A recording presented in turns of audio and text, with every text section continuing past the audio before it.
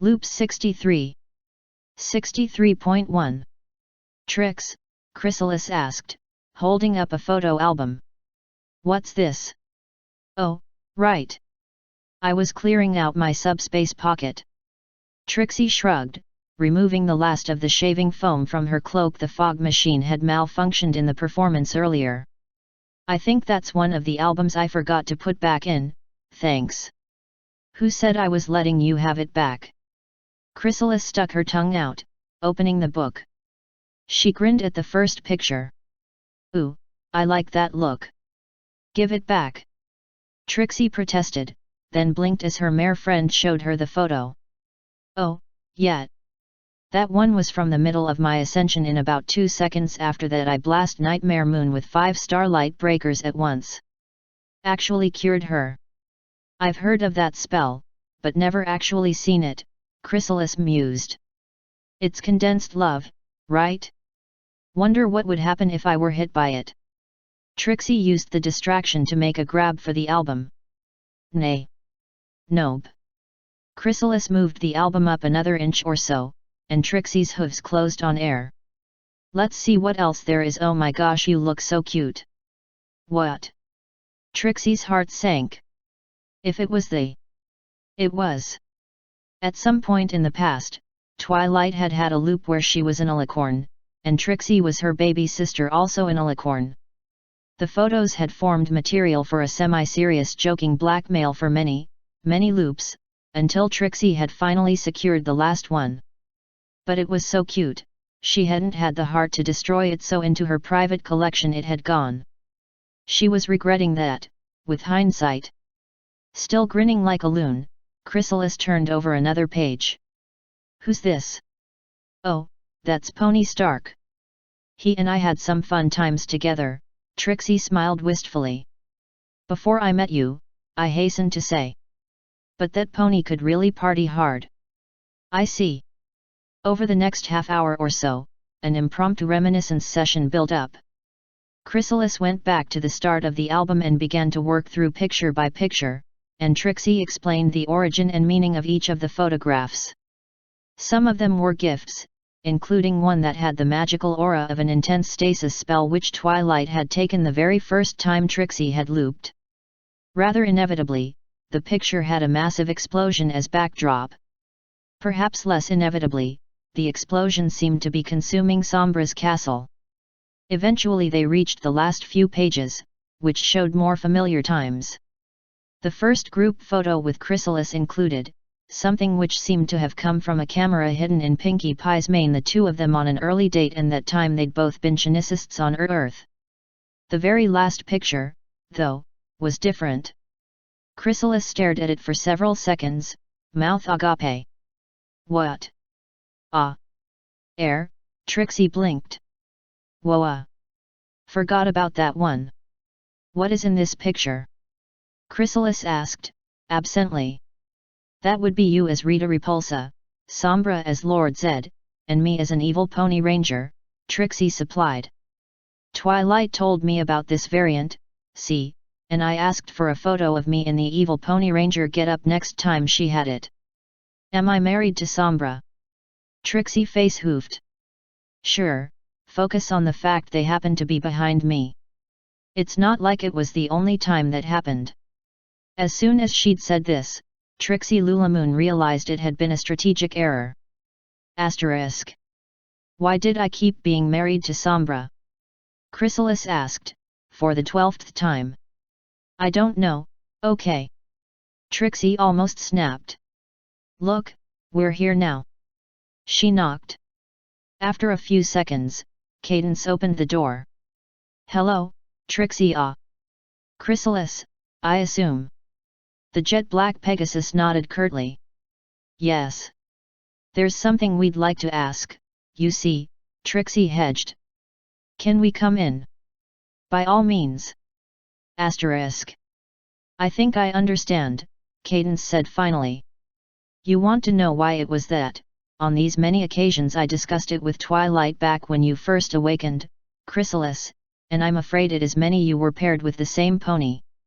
And, more to the point, a pony who is evil, Chrysalis said. And not Trixie, really. I see. Cadence fumbled in her subspace pocket for a few seconds.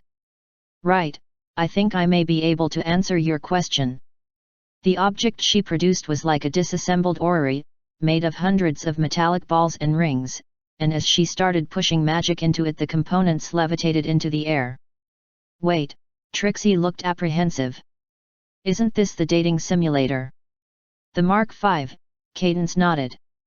Don't worry, it's mostly debugged. I fixed the valve problem, and it usually doesn't go prompt critical anymore. With those perhaps less than reassuring words, she began tapping the floating rings to arrange them into new shapes. Should we run?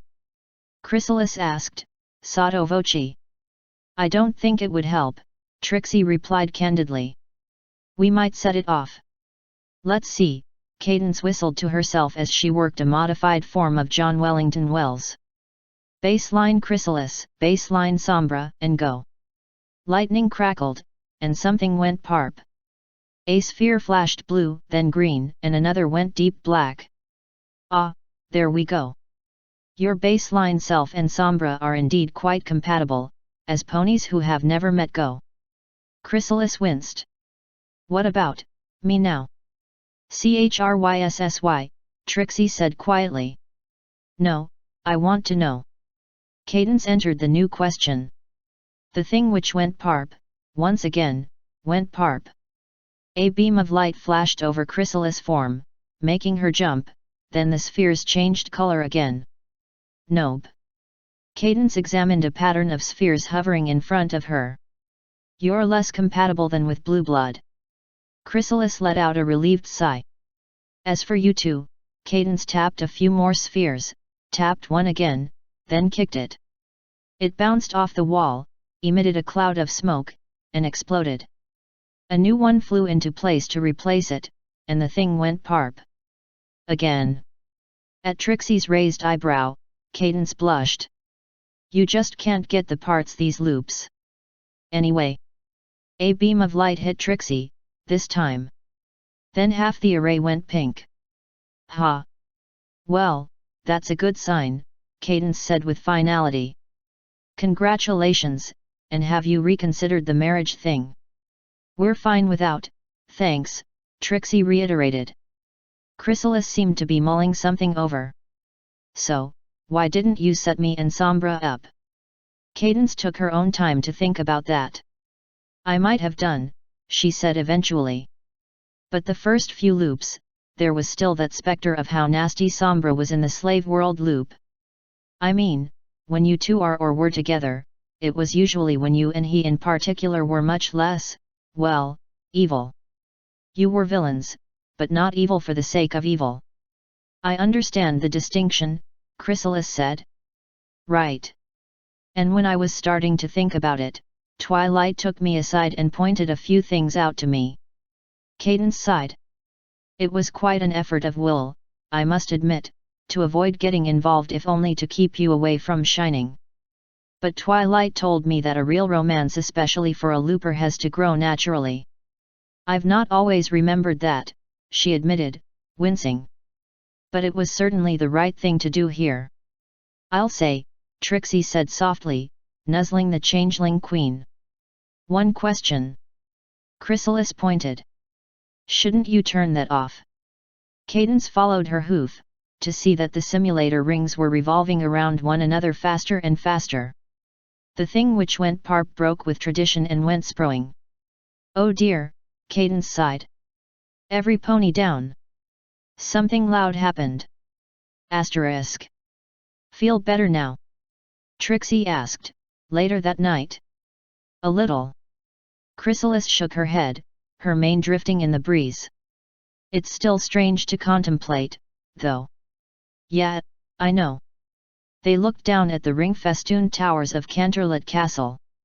It's nice to be able to have a fly once in a while, Trixie ventured, trimming her Pegasus wings against the currents. Hey, maybe one of these days I'll borrow a photo from that time the normal element bearers accidentally got married to Blue Blood. Chrysalis blinked. What, all of them? Nod. Who has a photo of that? Trixie grinned. Angel Bunny. That Lapine has quite the nose for embarrassing moments. / 63.2. You saved my life, Spike said dumbly, blinking as the huge timber wolf ran off. Applejack shrugged. Ah, shucks, weren't nothing. And according to the Dragon Code of Honor, that means that you're my servant, Spike continued. Now, I don't want what? The Earth Pony frowned suddenly. That don't sound right. Innocently, Spike held up a tablet. It's all here, in nice and granite. Applejack snatched it from him, and read the exquisitely formed words, her lips moving. Well, don't that beat all? It really does say that. So, Spike said, rubbing his claws together. I've wanted to have someone else do the chores Twilight sets for years. At last. Free time. Applejack grimaced. Spike. It's a matter of honor, AJ, Spike said earnestly. Asterisk. That was just cruel, Spike, Twilight admonished. Spike picked his teeth, sweeping his other hand in a grand gesture. Yeah, but this way I think we can get a lesson out of it about not having to follow someone else's code of honor. Besides, I'm not just lazing around. Twilight nodded, her gaze sweeping the freshly plowed field the third of the day. Are you sure using the Force for this is within the Jedi Code? He shrugged. It's probably fine. Hey, can you keep her busy until after dark? I want the whole did a year's farm work in a week to stay secret for a bit longer. / 63.3. Well, that went about as well as could be expected, Twilight noted with a sigh. On the island disappearing behind the jack of all trades as it rose into the sky, the volcanic eruption seemed to be really getting going. How did you pull this off, exactly? She added, giving the visitors a look. I said I was sorry, Shadeslayer mumbled rebelliously. The blue dragon next to him rolled her eyes. Okay, Sapphira began, taking a deep breath. First off, we had a bit of a bad few loops. That's why we wanted this holiday. I understand the feeling, Twilight nodded, and her voice softened. And it was fun, the first week or so. But... She pointed back at the volcano. With a muted whump, the airship captain engaged superheat, pulling them higher and further from the danger zone. Right. This is going to sound ridiculous. Sapphira blushed. You know that brewer pony? Berry punch, yes, Twilight confirmed. What of her? She brewed us something which, in her own words, had a bit of kick to it. Twilight got a sinking feeling. We each got a glass, downed them, and then for some reason this twit here decided it might be interesting to see if he could make a volcano erupt. Never say Brissinger too loudly, Eragon informed them. Why didn't you stop him? Twilight asked reasonably. The blue dragon blushed deeper. I was too busy examining my own claws in minute detail. Right. Twilight nodded. Well, fortunately I managed to teleport us all up to the airship in time well, except Spike and Celestia. She pointed at the most recently forming pyroclastic flow. Two shapes, one purple and one white, could be faintly seen atop it. Asterisk. This is fun. Celestia announced, the sound of rocks on her tungsten carbide surfboard sounding like hail on a roof. Spike chuckled, his own Durasteel board shimmering with magic. Rarity had made it for him, then shrunk it down with her signature spell so it looked like a handkerchief. It was always best to be prepared. Hey, Celestia, he asked suddenly, seeing where they were headed. What happens when a pyroclastic flow goes over water? The Trollicorn grinned at him, as they reached the shoreline. And the cloud of ash kept going. Ha! Spike looked down, as it gradually settled out and deposited him on the water itself. That's kind of cool. Celestia's hooves began to glow with a water-walking effect. She picked her surfboard up, then did a running takeoff. Come on! I'm going to see if I can hover in the main jet. Sounds cool. Spike spread his own wings and beat steadily at the air. I guess what ruins one pony's holiday can just mean the most exciting bit for another. Can I have that in writing? Celestia asked. It sounds like another good lesson for the archive. / 63.4. Scootaloo materialized in a field 3 feet above the ground. Trying to spread her wings failed, because she was wearing barding, and she hit the ground with a thud. What the hell? A female voice asked. This is ridiculous. Rai bakacha, lady, Scootaloo muttered, struggling upright. I was trying to summon Cuchulainn. The woman pointed, apparently lost for words. Not, a tiny little horse. Seriously, watch your mouth, Scootaloo advised. She looked back along her own body, and after a moment's work managed to get her wings into the awkwardly placed slots for them. Who designed this armor? It sucks. Oh. A Pegasus. Great, the woman sat down heavily. Okay, so apparently I've screwed up so badly. What class are you? Or are you the horse and I'm the rider, or something? No idea what you're talking about. Scootaloo tried an awkward smile.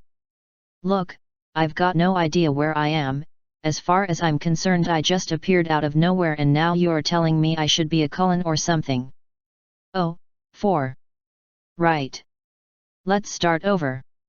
The woman extended a hand. Hi. I'm Bazet Frogamakramitz, Magus. Scootaloo extended a forehoof, and contrived to make Bazet shake it. Most of the equestrians had interacting with bipeds at graduate level. Scootaloo's my name, and speed's my game. Bazet just looked at her weirdly, then shrugged. Oh, whatever. Okay, here's what's going on. This is what's called the Grail War, and I was trying to summon an ancient Celtic hero to fight for a great prize. He would have appeared as either Lancer or Caster, if I got it right, but apparently I didn't. Wait, is Lancer one of those classes you mentioned? Bazet nodded. Cool. That I can do. The woman looked skeptical. She slipped Pansy out of her pocket. Bazet took that in stride, which was interesting. Okay, she sub-vocalized. Let's show off a bit. Pansy's mental contact was questioning for a moment, then approving. A faint mist oozed from the device. Scootaloo let her cloud crafting connect with it, shaping it into her standard weapon as Bronzewing, a 10-foot dory with a broad leaf blade on the foredge, and a hardened mace-like counterweight on the reverse. Grinning, she flipped it in a few precise circles, passing it from hoof to wing to a quick spin held by momentum to her neck, then gripped it in her mouth to toss it skywards and jumped after it with a flash of feathers. Sticking the point in the ground, she slid smoothly down the polished wood making up the shaft, then landed with a flourish. The dory burst into cloud behind her, and reformed across her back. Bazet blinked. Okay, so maybe you are a Lancer. Asterisk. Okay, what the hell? Bazet asked, looking out over Fuyuki in disbelief. Has the whole setup changed and I didn't notice? Scootaloo shrugged. Hey, I'm feeling a lot more at home now than I was yesterday. Caster and Archer, both unicorns, blazed magic back and forth between them. The caster was using a balanced mix of defensive spells and standard-issue offensive spell fire, all in her signature color of purple, while Archer seemed to be relying on a stream of fire spells, high explosives and illusions. Overhead, Ryder soared above the city on her huge purple and green dragon. Hi! Scootaloo shouted. Spike! Down here! Bazet jerked. What? Don't! With a slam of air, the worm landed in front of them. Hello, darling! Rarity called from atop Spike's neck. Most of the humans here are such beasts, we're planning something. Is yours all right? Scootaloo glanced at Bazet.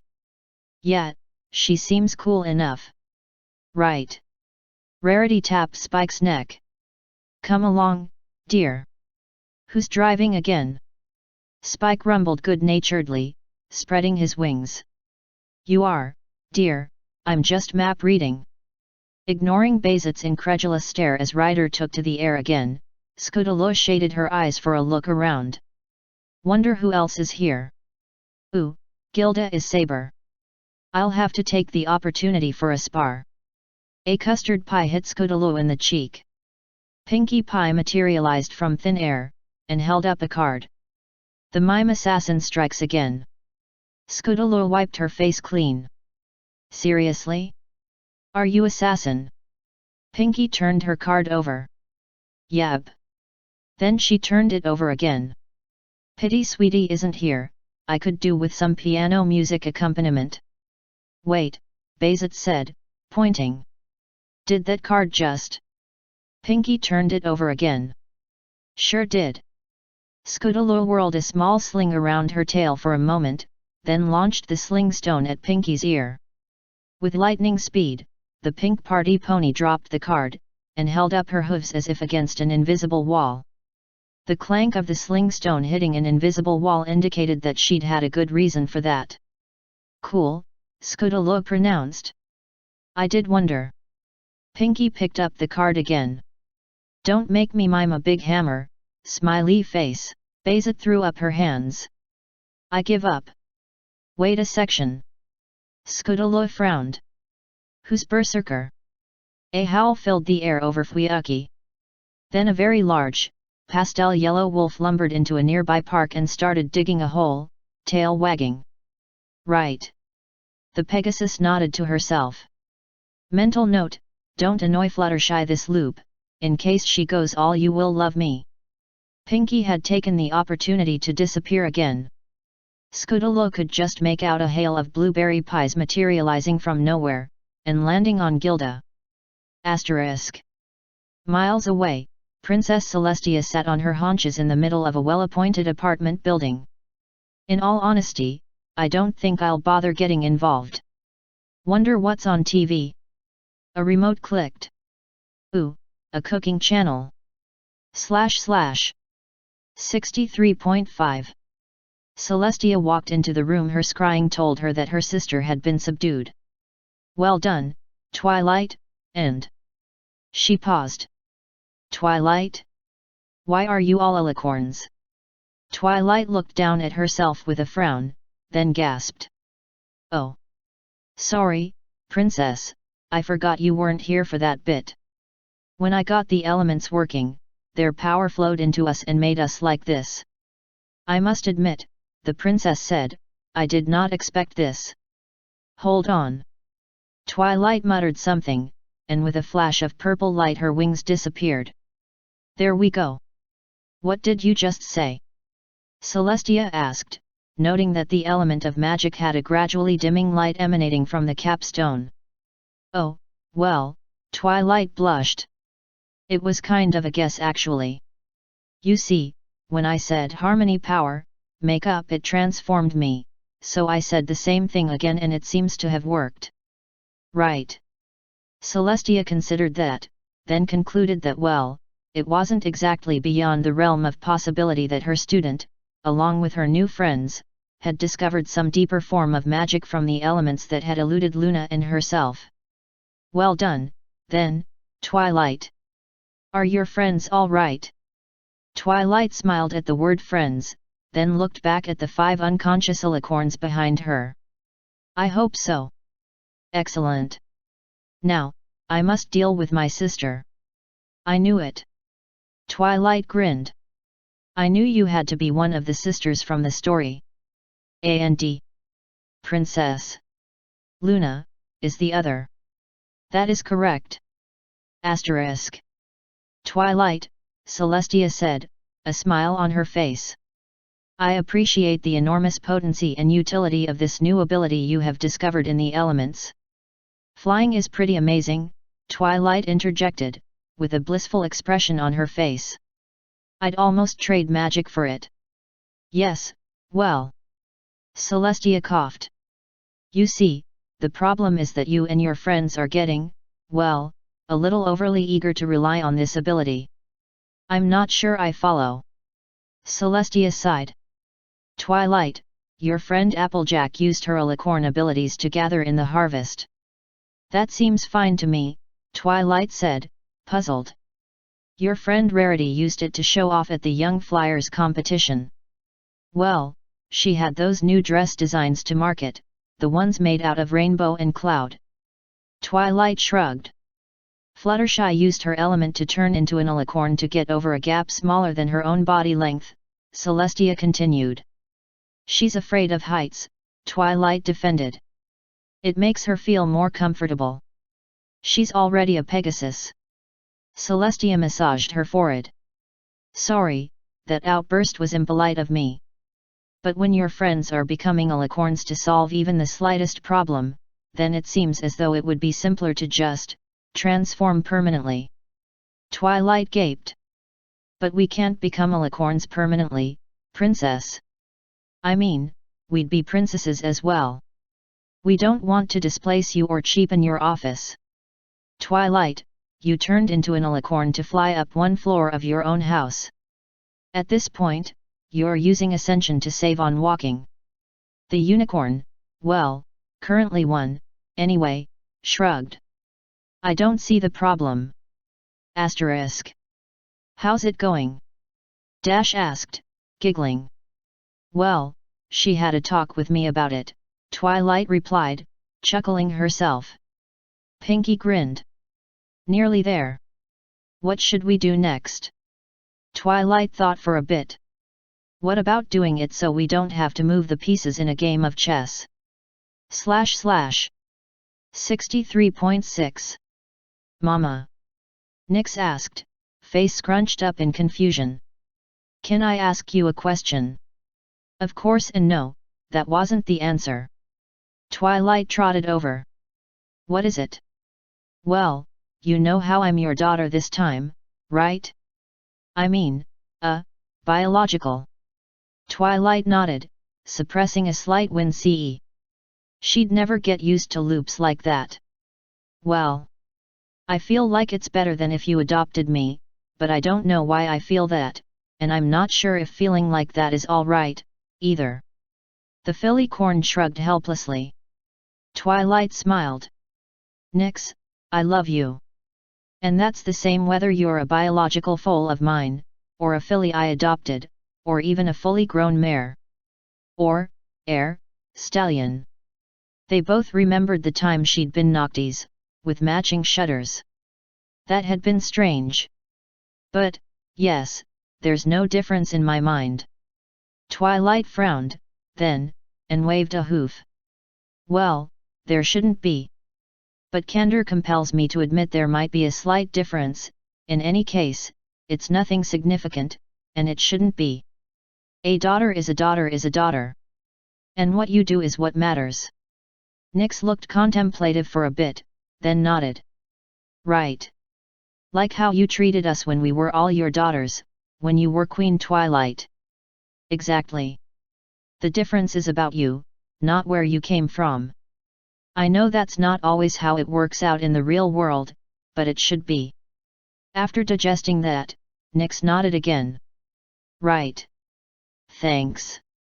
No problem. Twilight nuzzled Nyx. And hey, if I make a mistake, tell me, okay? It's not as if there are university courses in this. She looked annoyed for a moment. And when there are, they don't let me in without asking some very embarrassing questions.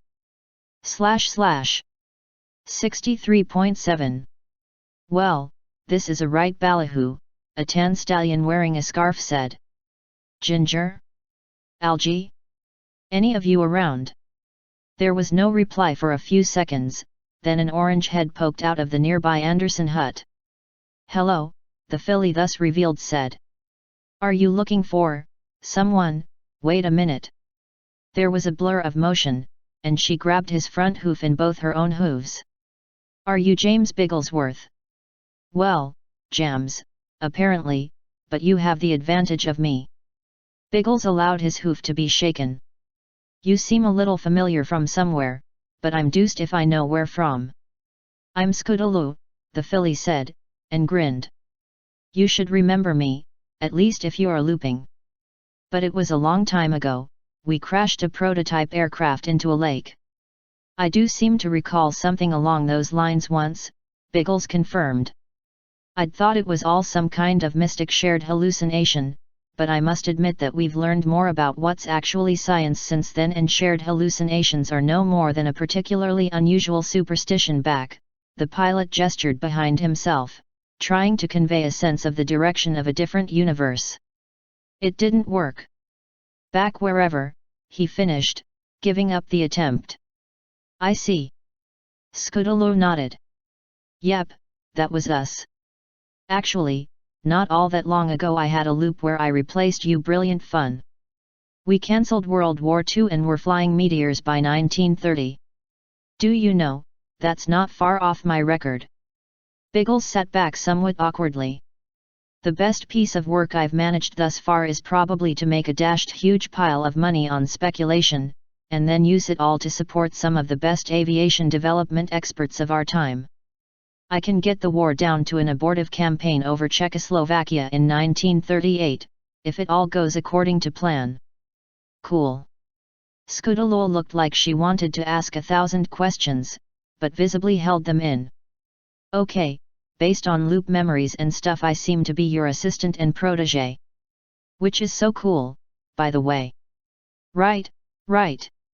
Biggles glanced over at the 3 aircraft lined up neatly on the airstrip, a de Havilland Mosquito, a fairy swordfish, and a Heinkel He-162 salamander. All 3 bore the marks of heavy customization. My own local memories tell me we're supposed to be archaeologists who operate by plane, trying to discover some kind of ancient civilization in the local islands. Scootaloo nodded. Makes sense. I'd be very surprised if the 2 of us were doing a loop which didn't involve planes in some way.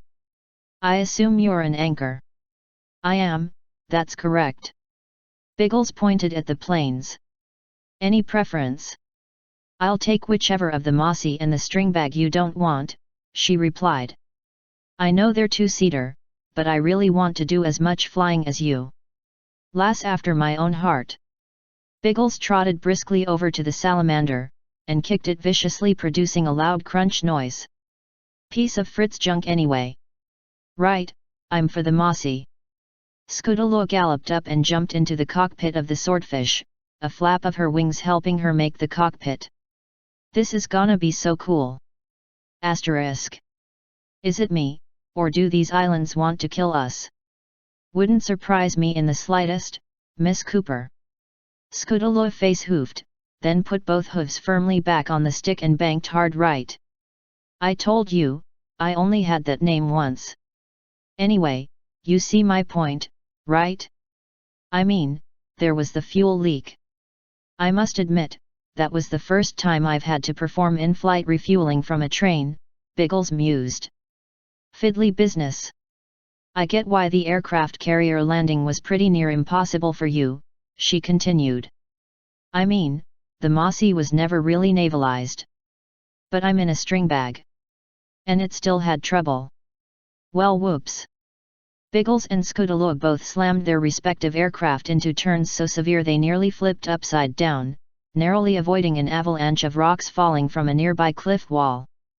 This is just ridiculous, Scootaloo opined, as a lightning strike brought down a cascade of yet more rocks. And as for that map we found. I know. I'm not exactly relishing the idea of flying over an active volcano either. / 63.8, Indolatio. The spell. Perform your spell. Twilight shouted to a bedraggled Cadence and now unhypnotized Shining Armor. What good would that do? My changelings already roam free. Cried the changeling Queen Chrysalis. No. Cried Shining as he attempted to cast it, with only a few sparks emanating from his horn as the result. I don't have the strength to repel them. Cadence put her hoof around Shining. My love will give you strength. What good will love do? It's an absolutely ridiculous sentiment. Snarked the changeling queen. In response, Shining and Cadence touched horns, an aura glowing around the couple. A blast of pure weaponized love rocked the queen and sent her careening into a nearby column. The rest of the changelings were blasted out of Canterlot and the invasion was ended. Where the changeling queen had landed, something unusual happened. Her head released a couple of gouts of steam and it split open to reveal 2 white mice. Cadence blinked at the pair. Mice? What? Why? Asked Shining. We are 2 lab mice and this was part of an elaborate scheme to take over Equestria, said the shorter of the 2 in a surprisingly deep voice, paws clasped together behind his back. Narf, was the single reply of the taller one. And they've been very naughty, cried Fluttershy, as Twilight's ponykinesis enveloped the pair. Well, it's back to Fluttershy's cottage. We have to plan for tomorrow night. Why? What are we going to do tomorrow night? The same thing we do every night, Pinky. Try and take over Equestria.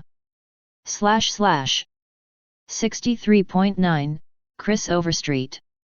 2 armies stood in full array, lined up across from one another on an open meadow. To the north stood a single rank of white unicorns and pegasi, all clad in shining golden armor. To the south stood a much less orderly mob, say rather swarm, of black creatures whose appearance owed as much to insect as to equine. In between the lines 2 larger figures stood facing one another. An alicorn pony with a bright red coat and an ethereal mane that turned from deep blue at the roots to a starfield towards its fringes, this was Prince Optimist, Lord of the Sunrise. A dark, dour changeling warrior, half again as tall as the others, wearing an old-fashioned bucket-style helmet over his crooked horn, this was King Megaptera, Master of Deception. Loudly enough that both sides could hear, Megaptera shouted, "My people are starving, Prince Optimist. I have struggled to conquer your kingdom in the past, but we no longer have the energy to continue the battle. I therefore..." The next word choked in his throat for several seconds before he could get it out. "I therefore surrender my crown and abdicate my rule, on the condition that you will accept my changelings as citizens under your rule. They deserve a chance to find those who will give freely the love we could not take by force." Prince Optimist considered this carefully before saying, just as loudly as Megaptera, "I believe freedom and harmony to be the right of all thinking creatures, Megaptera. However, I cannot ignore the fact that changelings have tried to trick the ponies of Equestria in the past. What surety do we have that this is not another trick?" Megaptera leaned forward and hissed quietly, "Prime, I am trying to play nice this loop. And it does not come naturally. There are satisfactions to be had outside of battle," Optimist replied quietly. "For example..." 2 flashes of green magic flickered out from the equestrian side of the field of parley, striking both Prince Optimist and Megaptera. The 2 leaders went down instantly.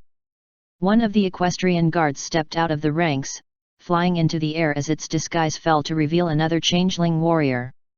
"The leaders of Equestria have fallen," it crowed. "Now none stand to defy the rule of Screaming Star the Mighty. Bow down and worship your new leader." Despite this stunning display of leadership, charisma, and humility, not a single pony or changeling bent a knee. From where they lay on the grass, the 2 slightly bruised rulers looked at one another. "Screaming Star?" Optimist asked. "Stars scream." Megaptera's eyes only remained wide for a moment before they narrowed. A most vicious grin spread across the black muzzle. "And I thought today was going to be boring. Or would you rather do the honors?" "By all means," Optimist said, "feel free to enjoy." "Oh yet," a female voice said from behind the line of equestrian guards. A blue Pegasus soared up into the air. "Looks like some pony just asked for a rematch." Megaptera's eyes widened again. "Is that a rainbow mane?" "Yes." "Is she the one that?" "Yes." "Is she awake?" "Yes." Said with extreme satisfaction. "Well." Megaptera pulled himself to a seated position. "On second thought, there are indeed satisfactions to be had outside of battle." Craning his neck, he shouted up, "By all means, carry on, my lord Screaming Star. Actually, Screaming Star hissed, flapping backwards to put distance between himself and the approaching Rainbow Dash. I was wondering if it was too late to apply for a position as. At that point Rainbow Dash tackled the would-be changeling lord in midair, and for several minutes to follow Screaming Star lived up to his pony name. / 63.10, A now ache. It was supposed to be a simple loop, following the baseline for the most part. Twilight had thought she could use the familiar, relaxing routine before the next loop expansion, which Twilight figured ought to happen any loop now. That plan was slightly derailed when it turned out that the ancient tyrant that Celestia and Luna had used the elements to imprison in stone was Queen Chrysalis. Fortunately, when she broke free, she turned out to be awake, and the whole scenario played out in good fun with a happy ending for all concerned, although not without Twilight being forced to explain the loops to this version of Celestia. She used her explaining the loops to Celestia conversation pattern 3, as that one worked best to ease the princess into accepting some pony who was usually villainous as an ally and friend. She really should have considered the implication for the upcoming royal wedding, but she'd been having too much fun planning to be dubious that shining was good enough for Cadance. Is there anything you can do, my faithful? Twilight. Celestia finished awkwardly, giving the purple usually unicorn's newly sprouted wings a nervous look. Twilight didn't answer the question, instead staring out from the heavily warded castle balcony over the city of Canterlot. She winced once as the lower South Terrace neighborhood became the Widdershins' hovering warm milk lake. A moment later, the east side of the city started experiencing time in reverse, if Twilight judged the magical pulse correctly. Twilight. Celestia asked again nervously.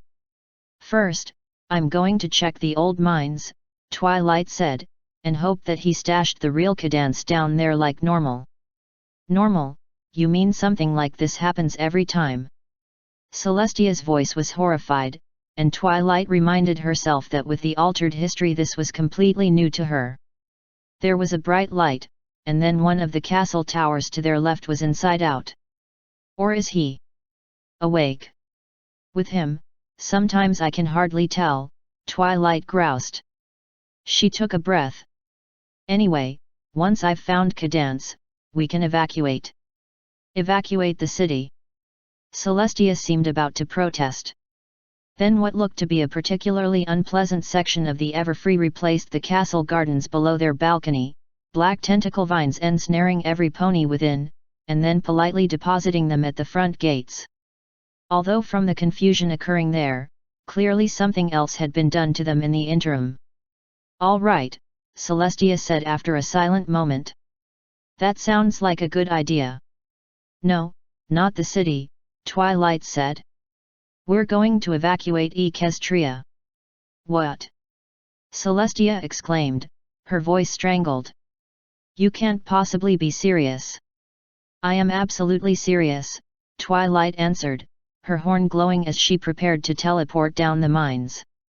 She took one last glance at the city and the army attacking it. Thousands of miniature Draconiqui darted throughout the city, spreading chaos and terror in their wake. In the center of it all, Discord lounged on his throne, suspended upside down from a cotton candy cloud, of course. As though noticing Twilight's attention, he winked, before snapping his fingers. Twilight had a moment of disorientation as her perspective shifted a few feet up and to the right. She shook her head to clear it, strands of pastel, glowing mane passing across her eyes, and she sighed. She glanced down, and was not surprised to see herself. The teleportation spell she'd been in the middle of charging fizzled out and the tiny-seeming purple alicorn started to panic. Twilight groaned slightly, raising a golden shod hoof to her or rather to Celestia's face. Princess Celestia? Twilight asked the other alicorn, wincing slightly at the familiar but still alien sound of her new voice. Then Twilight Sparkle took a deep breath and looked up. Is that you, Twilight? Yes, Princess, Twilight said. She started her teleport spell again, and was momentarily distracted by the golden glow of her horn.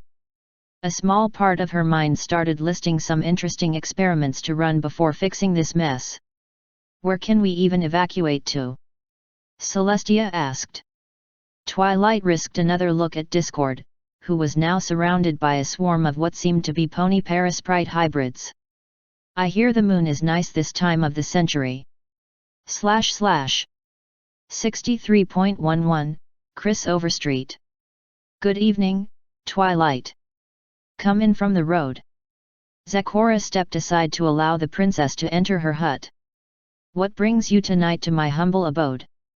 Well, Zecora, Twilight said, I don't know if I mentioned the new expansion to the loop to you, you know, the one where Fluttershy discovers she enjoys being a singer so long as nobody can see her doing it. You might or might not have, but I do not mind it, Zecora smiled. Thanks to your friends, I have been reminded. My friends? Twilight asked. But the pet center benefit isn't for another week yet. Rarity and Fluttershy wanted time to rehearse, so they came here to me for the poison joke curse. Oh.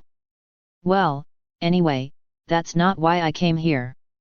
I figured that, if you can make poison joke trigger specific effects, you could reproduce other things besides the Flutter Guy voice. That is the truth which you have guessed, as your friend Pinkie Pie could attest. A pink head poked through one of Zecora's windows, preceded by a large swollen tongue covered in blue polka dots. Two blue eyes glared meaningfully at Zecora before withdrawing out the window once more. What? Twilight asked, pointing to the window. Pinkie Pie's thoughtless rambling last loop caused quite the sensation, this karmic punishment your friends chose by acclamation. A pink hoof poked a sign through the window, goodbye turkey calling championship. Yeah, Twilight shrugged. Anyway, I wasn't asking that you do it to Pinkie. The sign flipped over. You're not? Asterisk. Why can't ya just teleport on in there and get your stuff yourself? I warded my workshop against all teleportation, Twilight replied. There are a lot of things I don't want unawake ponies to find. Can you imagine unawake Trixie building her own intelligent device?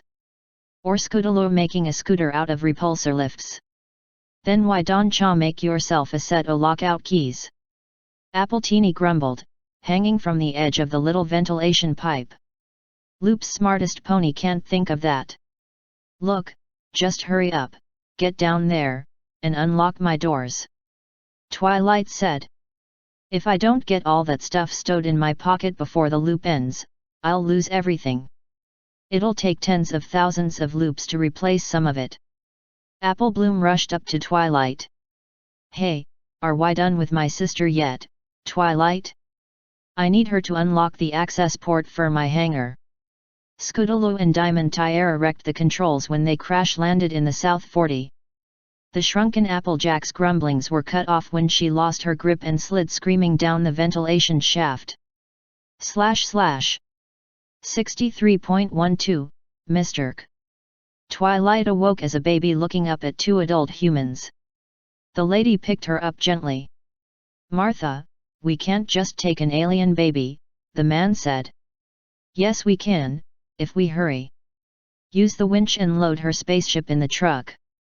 I'll cover it up with a tarp. The woman, Martha, looked at her husband pleadingly. This is the answer to our prayers, John. We can finally have a baby. I will call her Tara. Tara Kent. Asterisk. Twilight Sparkle, now Tara Kent, grew up in a loving family on a farm. Asterisk. Mom, Dad. Yes, Tara. You know how there comes a point in every young girl's life when they find the alien spaceship that they arrived on Earth in. Stunned, Martha and John Kent didn't say anything. Because I totally found the spaceship that I came in. I also activated the AI with the personality of my birth father. Don't worry, he's very boring compared to you, Dad. We just talked about the technology of my destroyed home world. It gave me some good ideas for later. Honey, I know we didn't tell you the truth, Martha started only to be interrupted by a hug from Twilight. Mom, I understand completely. There's nothing to forgive. You two are my real family. Jonathan Kent got in on the hug, and you are our daughter no matter what. Tara smiled, that's great, because I wanted to ask. John spoke up, you're still not skipping ahead in school. But it's so boring. And I have a super smart alien brain. Tara, you need to learn social skills. Make some friends, Martha Kent said, reminding Twilight of a certain Trollicorn mentor. Fine, but there isn't that many interesting, I mean potential friends. Lana Lang and Chloe Sullivan are alright, but most other girls are just best ignored. Just try, okay. Twilight just nodded. Asterisk. Remembering what she could of the DC universe, Twilight couldn't help but let loose a tiny giggle. Superman's weaknesses included magic. The former magical unicorn pony from the magical land of Equestria, whose special talent was magic, laughed to herself for a good long while when she remembered this fact. Her other weakness, kryptonite radiation, was fixed by creating a permanent skin-tight magical shield that reflected all said radiation away from her. So another altered human has been depot-word. The spaceship's AI asked Twilight. Yep. I'm getting pretty good at endowing and removing kryptonite-induced powers. Now that my adoptive parents now can take care of their farm with super speed and strength, I was thinking of taking Kryptonian technology to the next level. Are you sure Earth can handle it? I did some magical divination to see what kind of future would happen if I did not do this. All the alien invasions, dimensional incursions, and superpowered villains. It would be a mess, Twilight reasoned. The AI was silent as minutes passed. Then it spoke, very well, here are the schematics for the rest of our people's technologies. Asterisk. The information download gave Twilight a massive headache and a massive smile. She knew how she could make it up to her birth family and people. Thus, the first thing she did after graduation was formed the Kent Technology Corporation.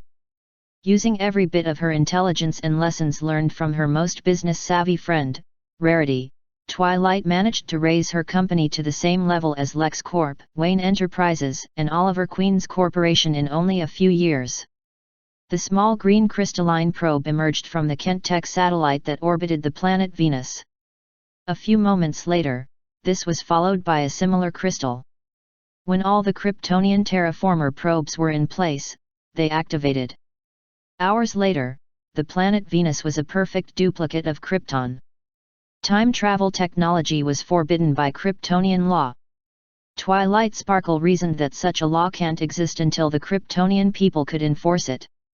Thus the satellite in orbit linked up to a point in time right before the destruction of the original Krypton, and a split second before their deaths all the doomed Kryptonians were saved. To live happily on Venus, a planet in orbit around Earth's very yellow sun. Asterisk. Miss Kent. You've brought a civilization of super-powered aliens to our solar system. The news reporters were all over her during the press conference. How do you propose to protect Earth from even one of these unstoppable Kryptonians? The answer is simple, Twilight answered. My company will be providing Kryptonian powers at very affordable prices to any human that wanted them, provided they didn't have a criminal history. It took a while for the pandemonium to quiet down. At least the politicians changed their stance on selling superpowers to people, Twilight thought. Partly because of our new planetary neighbors, and partly because they knew she could have taken her operation to tax-free international waters. Asterisk. Twilight smiled as she looked upon the list of the first subjects to the Kryptonian enhancement package. She paused at the name marked Bruce Wayne. It would be interesting to see how everything changed now. Asterisk. A few years later, when the White Martians tried to invade Earth, they found billions of supermen and women alongside their Kryptonian allies. So it was that the base DC timeline was made completely and utterly unrecognizable. / 63.13, Jim Quirk. MLP Loop Track, Evening Interludes. Good evening, Captain. Please come in, said Twilight Sparkle, greeting Rainbow Dash at the entrance to her quarters. The Pegasus came in just far enough to let the doors close. "Twilight, I think we need to talk about what's coming up further down the line." She seemed slightly ill at ease. "Anything in particular?" "I've distributed all the episode videos, the written summaries, and selected analyses to all of the looping crew." "Yeah, about that. Just to state the blindingly obvious, you're in Spock's slot, and I've gone over your official Starfleet personnel file." Twilight started to get a sinking feeling. "And I gather you've been looking at the second season?" Rainbow nodded. Twilight sighed. "I've already been over this with Nix for obvious reasons. Yes, I'm half crystal pony in this continuity. And yes, I'm betrothed to Flash Sentry, if you must know. And no, there is no equivalent to PONFAR for crystal ponies. So I don't think there is any reason for us to try to kill each other when my supposed wedding date comes up. Anything else? About your parents and the Babel conference? Cadence and Shining. That's kinda weird. Not the first time for me we've been parent and child in either direction. And I'm pretty sure they're both unawake. There's been plenty of time for them to send the signals, even if we're supposed to be estranged. You know, I've always wondered why baseline Spock's file didn't mention that he was Surak's son. Asterisk. Fluttershy? Y'all got a minute?" asked Applejack, poking her head out of her sickbay office. "Sure, Applejack. What do you need?" "It's just Dash, Shui and me have been meanin' to talk to ya about how little there's been for y'all to do this loop. I honestly don't mind at all. You know me. I like quiet loops. It gives me time to work on my own projects. We're a little worried that ya don't have any animal friends to keep ya company, though." "Yes. I do miss them, but please don't worry. I'm fine. How are you feeling about all this?" she asked, indicating sickbay and the ship around them with a wing gesture. "Well, I'm a little out of my comfort zone. I've done the country doctor thing a few times, but it ain't like with Apple Bloom, who's eaten up being chief engineer, or Scoots whose only disappointment is that she's flyin' a big cruiser and not one of them Defiant class heavy escorts." Her expression suddenly brightened as a thought struck.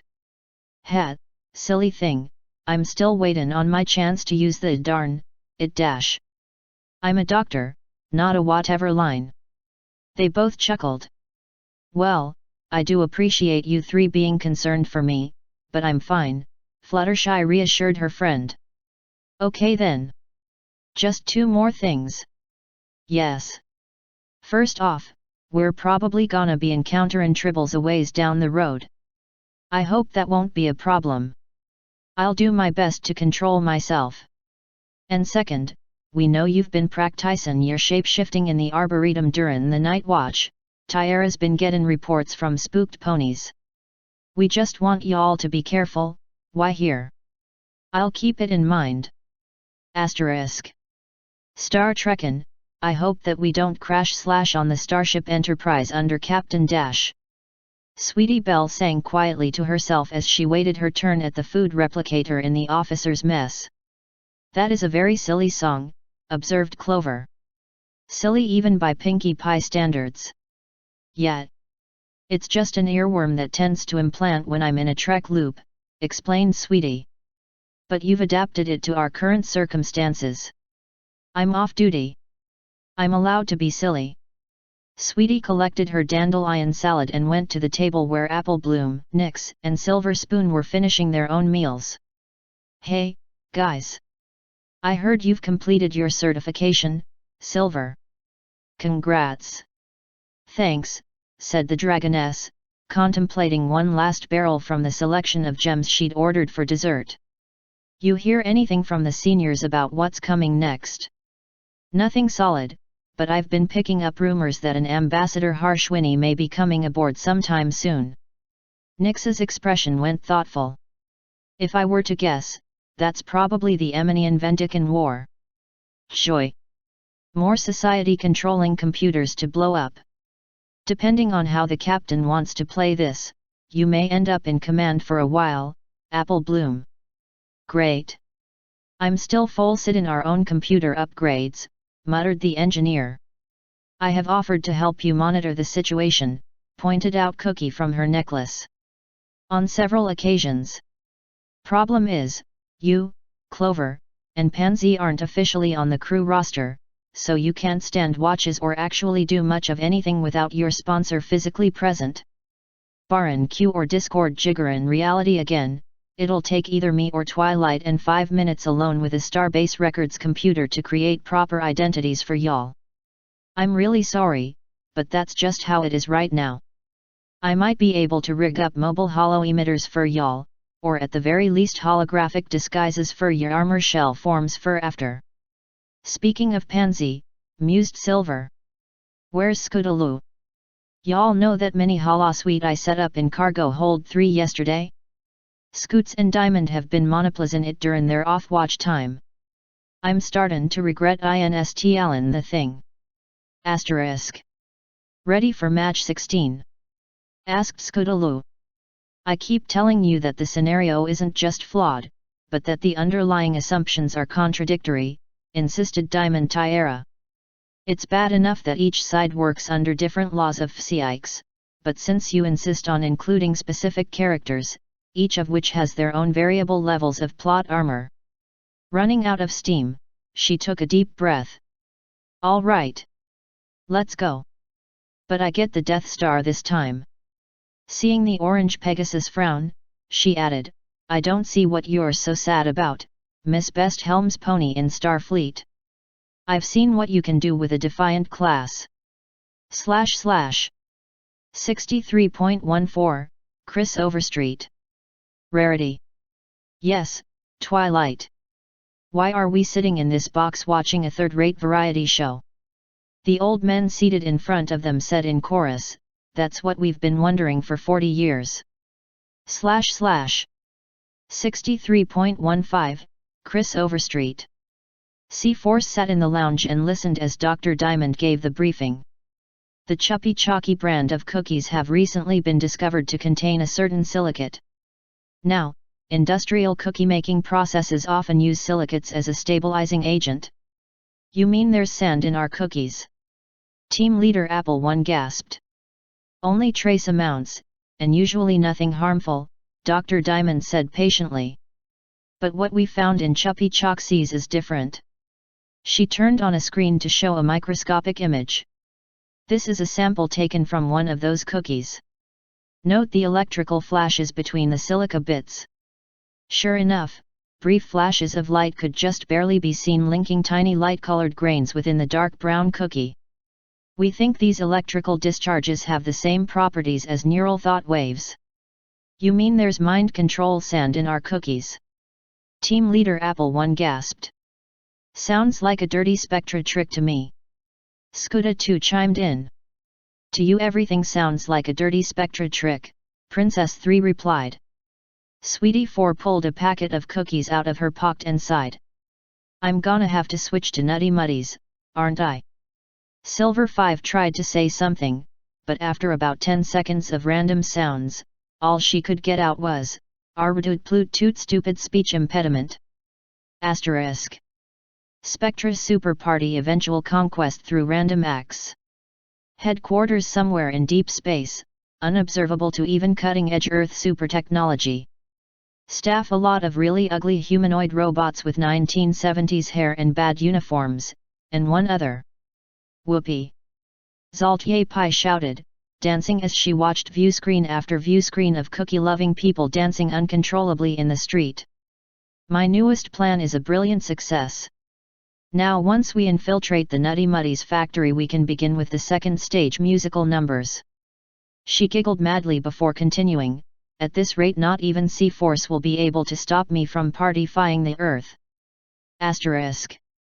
Sweetie 4 looked up from her console on the bridge of the Philomena. Girls, I've been wondering about this loop. Here we go again, Scootaloo grumbled. I mean, Sweetie 4 persisted, I can accept the stupid brightly colored ninja bird outfits, but why is it every fight we get into ends with us fighting a giant robot monster? Yes, Princess 3 added, and we always defeat the giant robot monster by setting our spaceship on fire. Hey, Fiery Philomena looks cool, that's all I need to know, Scootaloo replied. Girls, please, Apple One sighed, we're in a loop where our evil nemesis is Pinkie Pie. We're really better off not asking questions. Guess you're right, Sweetie 4 said, pulling a candy bar out of her pocket. But it still makes no sense. / 63.16, Chris Overstreet. Discord awoke in a cramped little workshop surrounded by walls made out of triangles and hexagons. He couldn't quite tell if the panels were full of super science gizmos or just random junk glued up and spray painted over in grey. He looked at his hand, which currently held a screwdriver. It was a normal human hand. Not good. He couldn't remember, literally could not remember, ever being in a world where he couldn't shift to his more accustomed, gloriously asymmetrical form. What's the matter, Joel? A voice called from over his shoulder. A gangly yellow robot that looked like the unholy love child of a light fixture truss and the contents of a middle school gym equipment locker stared up at him with yellow eyes. You just built us, you can't go crazy now. Yeah, another voice chimed in. The thing in front of Discord, which he'd taken for a Cupid doll made out of parts from a gumball machine, moved to face him. I mean, what's the point of dismantling the vital guidance and control circuits from the satellite to build us if you were planning on going nuts anyway? It's not like I knew how to operate them anyway, I'm just a janitor. Discord's eyes bulged as he realized what he'd said. No.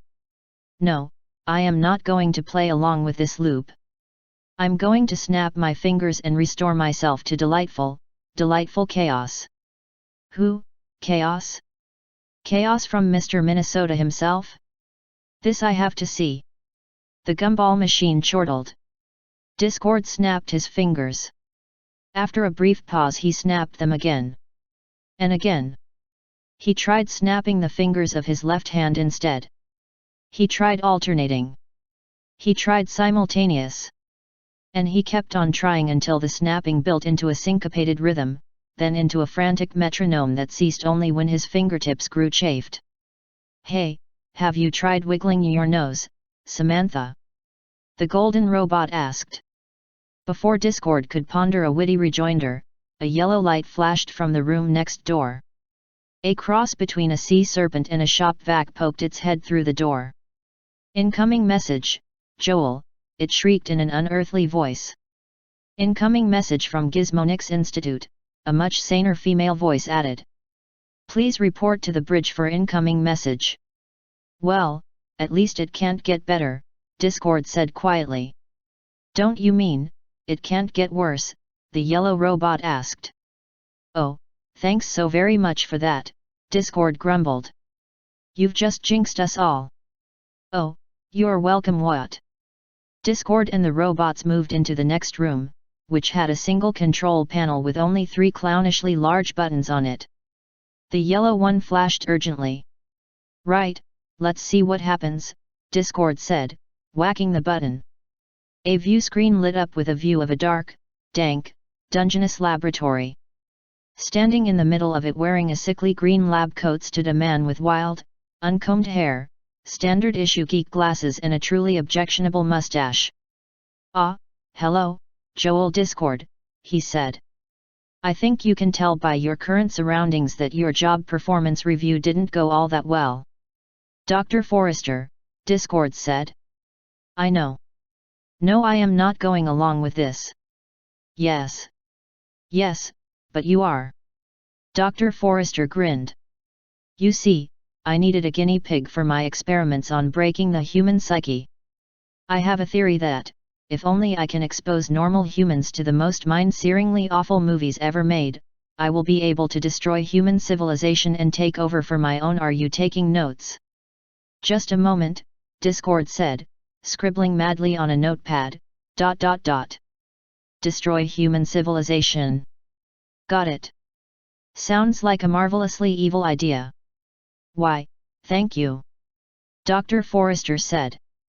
So you can see how evil my idea is. We're going to begin now. It's a collaboration between American movie giant Metro-Goldwyn-Mayer and Japanese movie giant Toei, and it truly brings together the worst of both worlds. It's a little stink burger entitled The Green Slime. Buckle up, Bunky. The room shook as red flashing lights cycled overhead, joined by the red button on the console, which flashed its own alarm. Movie sign, the calm female voice said over the screams of Discord and the robots.